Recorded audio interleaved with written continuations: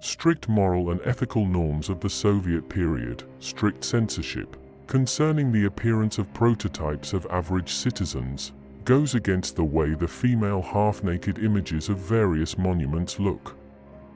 More often than not, they symbolize victory in various battles.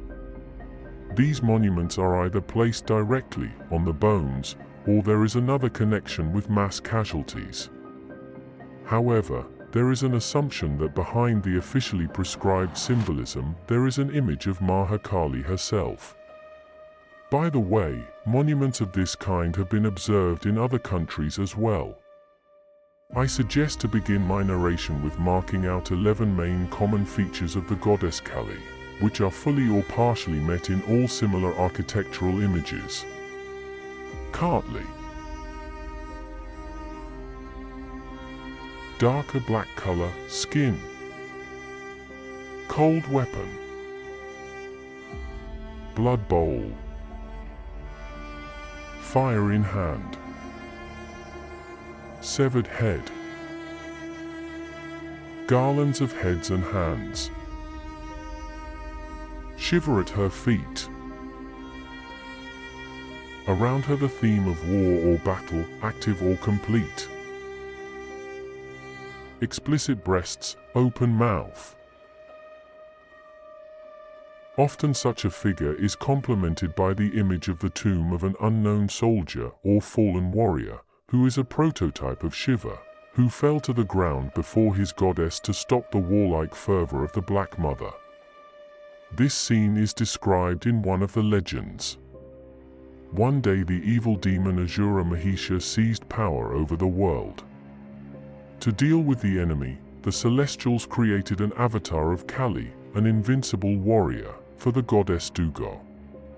With a wild war cry, she rushed into battle, destroying thousands of enemies. Mountains were crumbling, blood was pouring down like a river, and the sky itself had turned black with terror. The warrior goddess nailed Mahisha to the ground and cut off his head with her sword.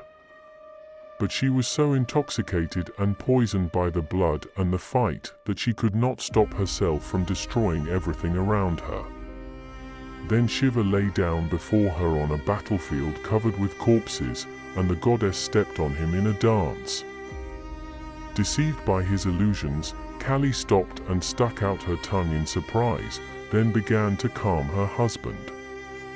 And now I will lead you smoothly to the conclusion of the idea that I want to convey and for which the previous videos were created. Pronouncing the name of Christ, Allah, Quetzalcoatl, Mahakali, the adepts of Matrix system made a shield from these aggregators and set up the channel for sending necrotic and psi energy. This mean trick was veiled behind the gaze of believers and those who honor the memory of their dead forefathers. With the name of Christ they organized crusades, burned the fires of the Inquisition, destroyed the indigenous population and their beliefs in the enslaved territories. But all this abomination is not necessary for Christ. When the Shaheeds say Allahu Akbar, they part with their lives, taking thousands of innocent people with them. In the name of Allah, they shoot and cut people's throats, but this abomination is not necessary for Allah. Even though Quetzalcoatl explicitly forbade human sacrifice, the people ignored him. This abomination was not necessary to Quetzalcoatl. The goddess Kali in her sacred rage could only be pacified by Shiva. Then why, for centuries, has this fierce spirit tried to be awakened by the Indian thugs and outlaws of the Thargas, who have devoted themselves to her service? And why now, in the images of a woman liberator or motherland, in numerous places on the planet, are multiple features of the goddess Mahakali prescribed? Yet this image is prescribed in many cultures: Hecate, Cybele, Ishtar, Mara, and many others. They have too much in common, which makes it possible to assume that we are talking about the same divine essence under different names. What is the purpose of all this? You need a powerful motivation to collect and concentrate psi energy. and religions do a great job with that. Then you need a channel of communication. And instead of building a new transmitter, wasting a valuable energy resource, the adepts of the system began to use the already reclaimed for centuries. And here we come to a question: why exactly Goddess Kali was woven into this web? The answer will be found in the epics of Shiva and Shakti. After the episode when Shiva fell to the ground at the feet of enraged Kali to stop her destructive spirit, Shakti took an oath from her husband that he would never do that again. However, it was time for another massive battle, and the world was once again on the brink of destruction. Mahakali was destroying everything around her. Then Shiva appeared before her in his childish avatar. The child was frightened, crying and calling for his mother.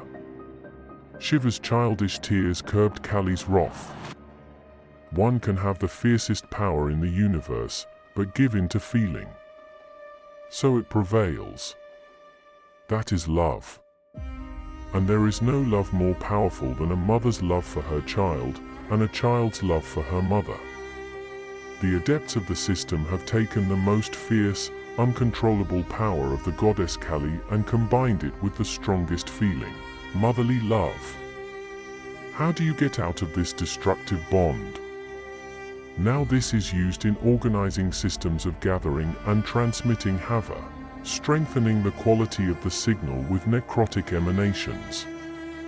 When analyzing such complexes, one involuntarily comes to the conclusion that mass deaths definitely cannot be regarded as a spontaneous coincidence of circumstances.